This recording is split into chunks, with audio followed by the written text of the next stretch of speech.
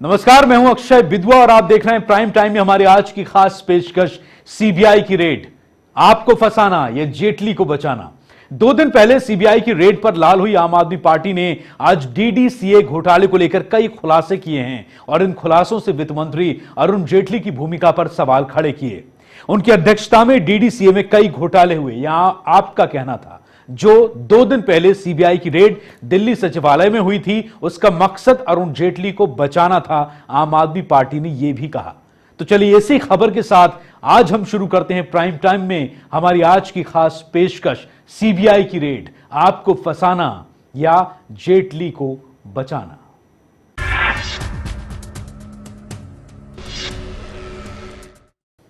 जिस डीडीसीए घोटाले की दुहाई आम आदमी पार्टी लंबे वक्त से दे रही थी, आज उसे लेकर आम आदमी पार्टी ने कई खुलासे किए और इन खुलासों के जरिए सीधे सीधे वित्त मंत्री अरुण जेटली की भूमिका पर सवाल खड़े कर दिए।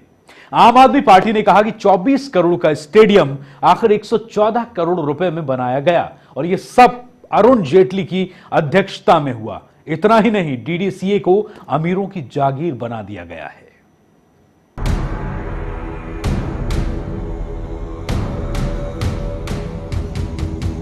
इन दिनों डीडीसीए घोटालों को लेकर सवालों के घेरे में है। आरोप है कि 24 करोड़ का स्टेडियम 114 करोड़ की लागत से बनाया गया है। 5 फर्जी कंपनियों के माध्यम से डीडीसीए में इस घोटाले को अंजाम दिया गया।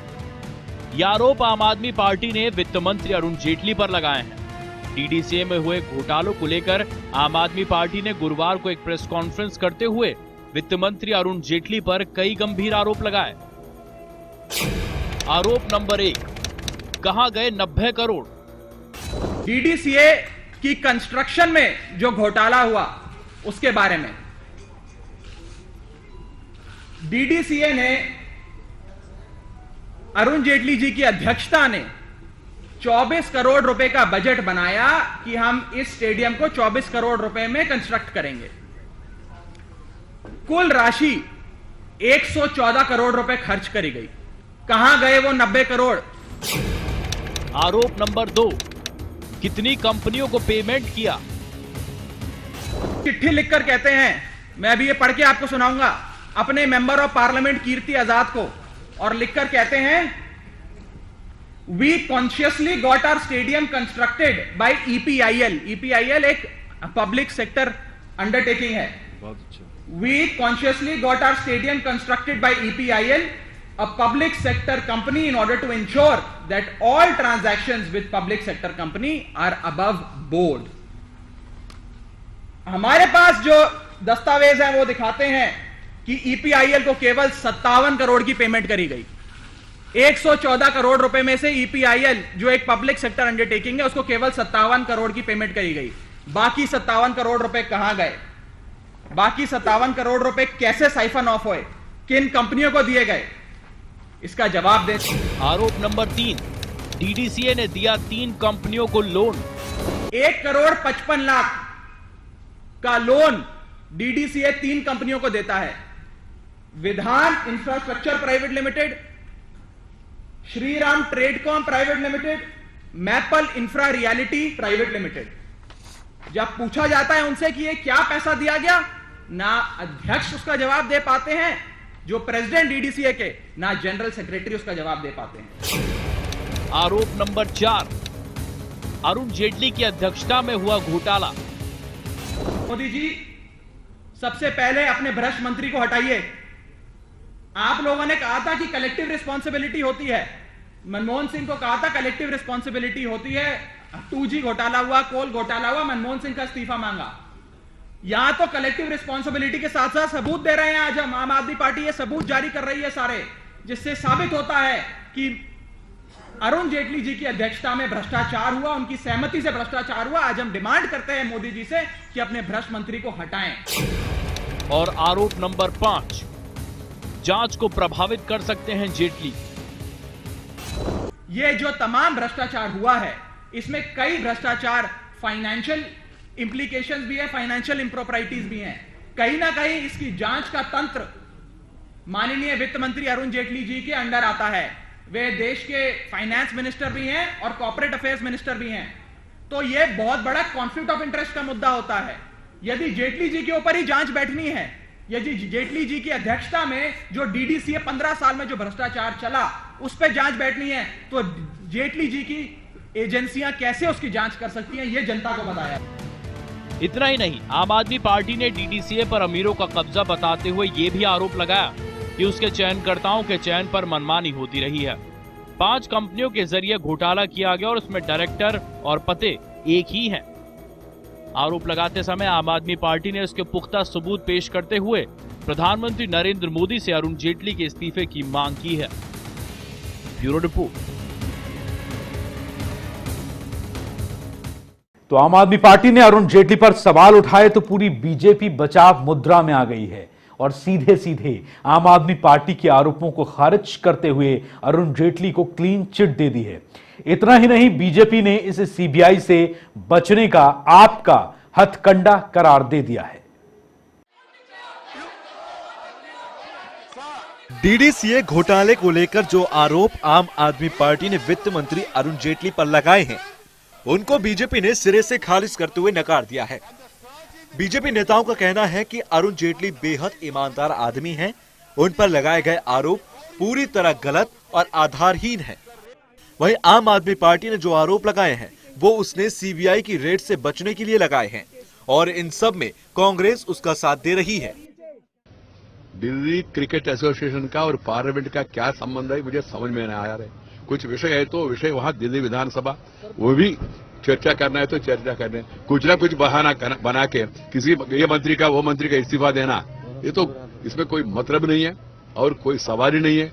There is no question of finance minister resignation because he has not done anything wrong, and we are dealing with government of India. Parliament is dealing with the country's issues, and they are trying to take up some local issues, which are there are you know that even there are politics in sports also. So people, they have to confine it to themselves, and rather than dragging that into political arena and then trying to make it controversial. This is an absurd issue, no relevance at all, no connection at all. And you know that the finance minister of India is one of the finest gentlemen, honest person, and he is very, very talented person also. Some of these people are envy of him, and they are trying to divert the attention from the Delhi CBI case, which is very important case. They want to divert their attention, and congressmen, as I told you, they were trying to invent excuse every day to stall the parliament, and both of them have joined together. Earlier also AAP and Congress have joined together, and then ruled also Delhi for some time. Now they are once again joining together because both of them are facing charges. अपनी बेईमानी को छुपाने के लिए पूरी दुनिया को बदनाम करो की राजनीति है और रणनीति है कि हम बेईमान हैं, इसलिए जो है वो पूरी दुनिया बेईमान है और पूरी दुनिया को बदनाम कर दो। हमें लगता है कि झूठे किस्से कहानियों के आधार पर अगर उन्हें लगता है कि वो बहुत बड़ा कोई राजनीतिक तीर मारने वाले हैं, तो ये उनकी गलतफहमी है। ना हम कांग्रेस है और ना हम जो है वो मनमोहन सिंह जी की सरकार है। हम भ्रष्टाचार के मामले में जीरो टॉलरेंस रखते हैं और भ्रष्टाचारी कहीं भी होगा उसके खिलाफ कार्रवाई होगी। उसके लिए कोई भी आप शोर मचाइए, कोई भी हो हल्ला करिए, इससे हम किसी तरह का कोई फर्क नहीं पड़ता है। एक चीज। दूसरी चीज ये कि एक्चुअली ये लोग बहुत ट्रेडिशनल और प्रोफेशनल हिट एंड रन के माहिर हैं, लेकिन इस बार इनका हिट एंड रन इनको हिट विकेट करेगा। इनको इस बात को अच्छी तरह समझ लेना चाहिए कि इस तरह के झूठ के झाड़ से खड़े होकर के दूसरों के खिलाफ कीचड़ फेंकने का काम बहुत कर चुके। वो झूठ के झाड़ पे चढ़ गए, सारे लोगों पर आरोप लगाने लगे, सारा देश बेईमान है, सारा देश भ्रष्टाचारी है। अब जब खुद इनके ऊपर भ्रष्टाचार की बात आ रही तो एक भ्रष्टाचार को बचाने के लिए पूरे देश को ये भ्रष्टाचारी बताने के काम में लगे हुए हैं। The entire allegations against Arun Jaitley is absolutely baseless, motivated and mala fide. The integrity of Arun Jaitley is too well known in the entire country and the world. The fact remains that because Arvind Kejriwal and his government today is cornered as to the manner in which they sought to give shelter to an officer under cloud, Rajendra Kumar, therefore it is a counterblast. No evidence is there. Now even Transparency International has publicly claimed it has warned the Chief Minister, please have a proper inquiry about the antecedents of this officer. Therefore, a government came from anti-corruption crusade is trying to shelter an officer under cloud. Because they have been caught, there is no evidence, therefore the counter blast against Shri Arun Jaitley. As far as the Congress is concerned, the Congress is on very weak wicket on the issue of National Herald as to how a company having property worth 2,000 crore was declared as having negative worth. They have no reply. Therefore, this counter blast is there. Arun Jaitley's integrity is impeccable. We are proud of that. It is just a counter blast without any substance. Jaitley साहब ने कल जो अपना जवाब दिया है मेरे ख्याल से उससे ज्यादा कुछ देने की जरूरत नहीं है। क्यों? क्योंकि अरविंद जी वही इंसान हैं जो आए दिन लोगों के ऊपर एलिगेशंस लगाते हैं, कुछ भी आरोप लगा देते हैं, फिर इनको अपने शब्द खाने पड़ जाते हैं क्योंकि इनके ऊपर जब डेफेमेशन और स्लैंडर के नोटिस होते हैं कोर्ट के तहत, तो फिर पता चलता है कि नोटिस इशू हुआ है कि कुछ ना कुछ तो गड़बड़ है। आप बेबुनियाद बातें कर दें दुनिया भर के अंदर, किसी के ऊपर किसी की भी आलोचना कर दें, किसी के ऊपर आरोप लगा दें, आपके पास एविडेंस है नहीं। अब शीला जी चुनाव के पहले 370 पेज इनके पास प्रूफ था, शीला जी चुनाव के बाद बिल्कुल ही ईमानदार हो गई इनके लिए। गौरतलब है कि जिस डीडीसीए घोटाले को लेकर अरुण जेटली विवादों में हैं, वो उसके 1999 से 2013 तक अध्यक्ष रहे हैं और उनके कार्यकाल के दौरान हुए वित्तीय अनियमितताओं को लेकर आम आदमी पार्टी और कांग्रेस ने मोर्चा खोला हुआ है। लेकिन मोर्चाबंदी के सामने बीजेपी पूरी तरह से जेटली के बचाव में आ गई है। आम आदमी पार्टी के आरोपों को जहां बीजेपी ने खारिज किया, तो वहीं डीडीसीए के अध्यक्ष चेतन चौहान ने उसे बेबुनियाद बता दिया है। उन्होंने तो अरुण जेटली के ऊपर लगे आरोपों को यह कहते हुए झुठला दिया कि अरुण जेटली के अध्यक्ष रहते हुए कभी कोई घोटाला हुआ ही नहीं, और जो घोटाला हुआ वो 2014 में हुआ जब जेटली अध्यक्ष नहीं थे।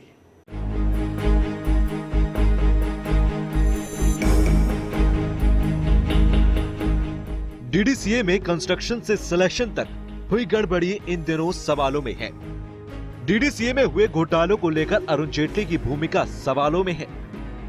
आम आदमी पार्टी इसको लेकर चारों ओर से हमले कर रही है। दिल्ली सचिवालय में सीबीआई की छापेमारी अब केंद्र और आम आदमी पार्टी के लिए आमने सामने की लड़ाई बन गई है। हालांकि डीडीसीए के अध्यक्ष चेतन चौहान ने कहा कि जो भी आरोप लगे हैं वो सभी बेबुनियाद हैं। जब तक जेटली थे तब तक गबन का मामला नहीं था।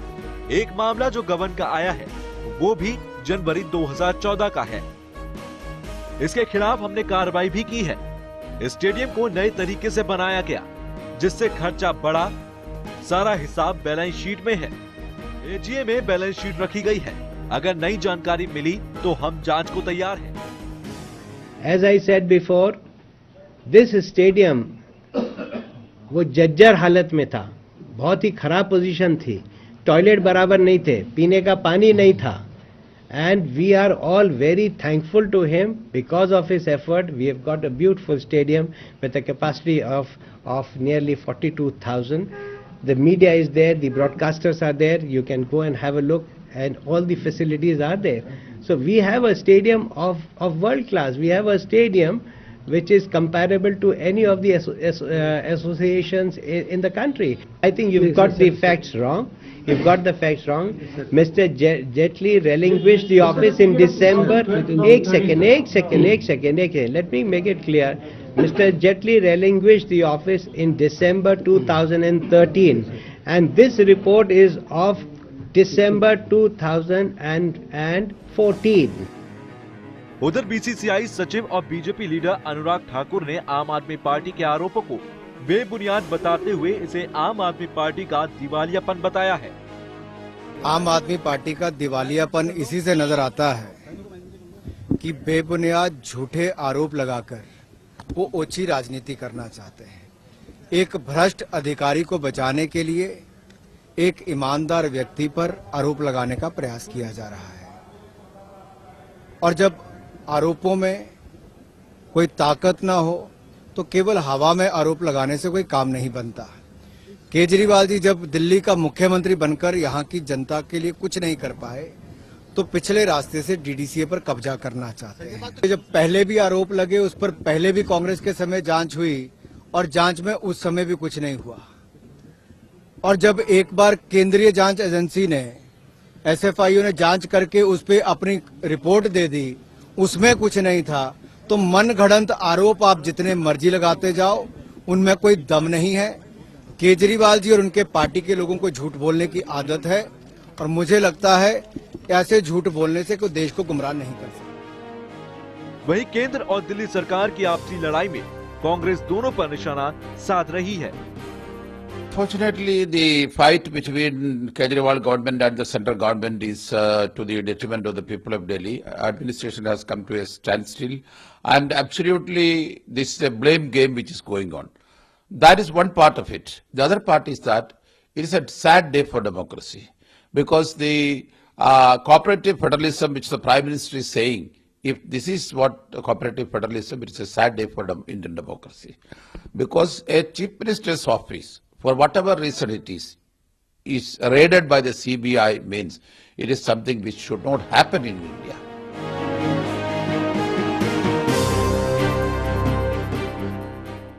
क्या डीडीसीए घोटाले में आपके आरोप और 2 दिन पहले दिल्ली सचिवालय में हुई सीबीआई की रेड, दोनों के ही तार एक दूसरे से जुड़े हुए हैं?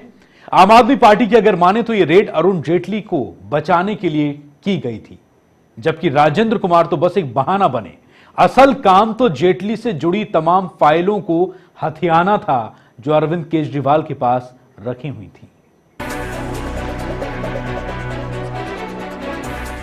डीडीसीए में हुए घोटाले को लेकर जो आरोप आम आदमी पार्टी ने वित्त मंत्री अरुण जेटली पर लगाए हैं और जिन आरोपों के बाद पूरी बीजेपी आग बबूला हो गई है, उसके पीछे 2 दिन पहले दिल्ली सचिवालय में दिल्ली सरकार के प्रधान सचिव राजेंद्र कुमार के दफ्तर पर हुई सीबीआई की रेड की भी बड़ी भूमिका है।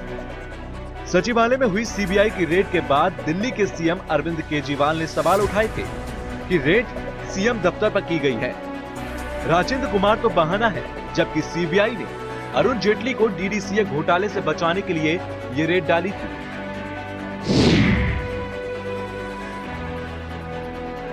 राजेंद्र तो सिर्फ बहाना है, केजरीवाल निशाना है।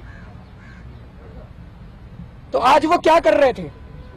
सुबह से सीबीआई आके मेरे दफ्तर के अंदर सारी फाइलें जांच कर रही है। सारी फाइलें, पिछले 10-15 दिन की फाइलें आई हुई हैं जिनको मुझे साइन करना है, वो सारी एक एक फाइल खोल के देख रही है। क्यों देख रही है? सीबीआई आज मेरे दफ्तर में क्यों आई है? कौन सी फाइल ढूंढ रही है? ये मेरे को बताना अब जरूरी हो गया है। कौन सी फाइल ढूंढने के लिए आए हैं सीबीआई वाले? ये फाइल है डीडीसीए की फाइल, जिसके अंदर अरुण जेटली फंस रहे हैं। अरुण जेटली पिछले कई सालों से प्रेसिडेंट है डीडीसीए के, और डीडीसीए के अंदर जितना भ्रष्टाचार हुआ अरुण जेटली के रहते हुए, उसकी मैंने जांच कमेटी बिठाई थी, उसकी रिपोर्ट आ गई है और उसके ऊपर अब कमीशन ऑफ इंक्वायरी बैठने वाला था, जिसकी फाइल मेरे दफ्तर के अंदर है। उनको अरुण जेटली जी की फाइल ढूंढने के लिए आए थे ये। इनको कोई लेना देना नहीं है अरे राजेंद्र ने क्या ठेके दिए थे। अरे राजेंद्र ने ठेके दिए थे अगर 2007 में, तो 2015 तक क्या कर रहे थे मोदी जी? सीबीआई की रेड के बाद आम आदमी पार्टी को कुछ अन्य दलों का भी साथ मिला। इसकी गूंज संसद में भी सुनाई दी थी। तब उस वक्त टीएमसी और कांग्रेस के विरोध के बाद खुद अरुण जेटली ने सफाई दी थी कि ये सीबीआई की रेड सीएम दफ्तर पर नहीं थी।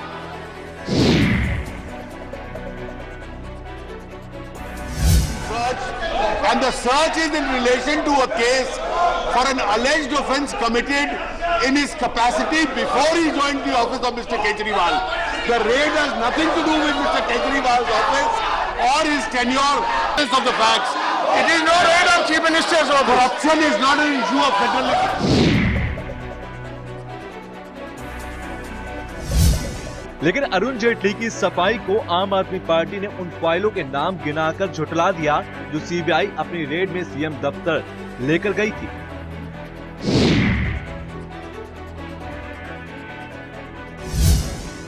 सदन में कह रहे थे कि इस सीबीआई की रेड का अरविंद केजरीवाल जी के मुख्यमंत्री के ऑफिस से कोई लेना देना नहीं है। इसका मतलब उन्होंने संसद को गुमराह किया और जो सभी रजिस्टर जो डिसीजन कैबिनेट के डिसीजन का जो 11/6/2015 की फाइल ले गए, कैबिनेट के डिसीजन की ये 16/6/2015 की और 3/3/2013 की फाइल भी उन्होंने उठाई है। इसका मतलब यह है कि ये राजेंद्र कुमार तो बहाना था, इस बहाने सीबीआई ने जो मुख्यमंत्री जो दिल्ली के उनकी जो रजिस्टर हैं वो लेके गए हैं, बहुत जो गोपनीय फाइलें हैं वो लेकर गए हैं। इसका मतलब कहीं ना कहीं अरुण जेटली जी अपने आप को बचाने के लिए सीबीआई की रेड करा रहे हैं।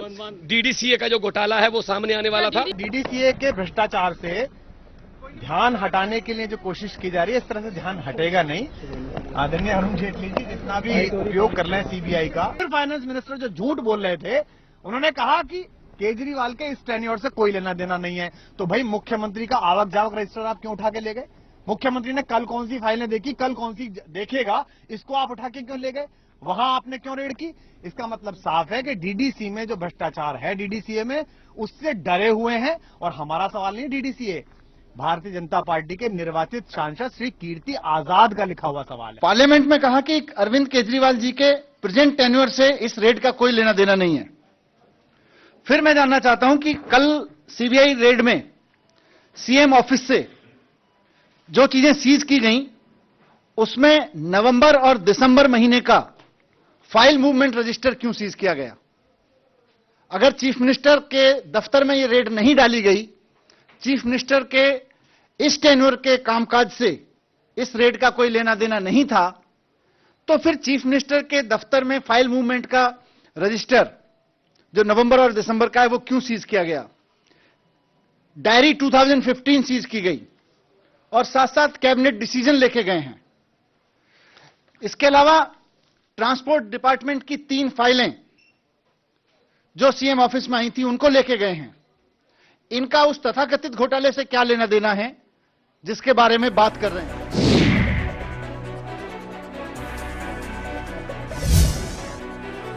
गौरतलब है कि जेटली 1999 से 2013 तक डीडीसीए के अध्यक्ष रहे थे और उनके कार्यकाल के दौरान हुए वित्तीय अनियमितताओं को लेकर आम आदमी पार्टी ने मोर्चा खोला हुआ है।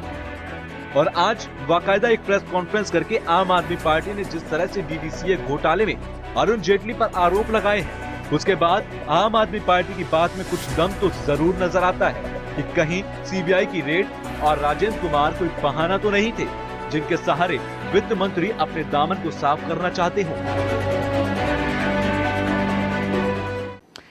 तो आइए पीछे लौटते हैं और आपको बताते हैं फिर से एक बार पूरी कहानी कि दरअसल ये सब कुछ शुरू कहां से हुआ। बवाल मचा तब जबकि दिल्ली सचिवालय के तीसरे तल पर यानी कि 3rd फ्लोर पर अरविंद केजरीवाल के सीएम दफ्तर में और उनके मुख्य सचिव के पास रेड पड़ी। डीडीसीए का जो विवाद आम आदमी पार्टी ने उठाया, जो मसला वो क्या है? दरअसल एक स्टेडियम के लिए 24 करोड़ का बजट बनाया गया और इसे 114 करोड़ रुपए खर्च किया गया। ऐसे में 90 करोड़ रुपए कहां गए? आम आदमी पार्टी ने सवाल उठाया है। कुल मिलाकर 9 कंपनियों को काफी एक मोटी रकम का भुगतान किया गया। यह भी आम आदमी पार्टी ने विवाद उठाया है, यह सवाल उठाया है।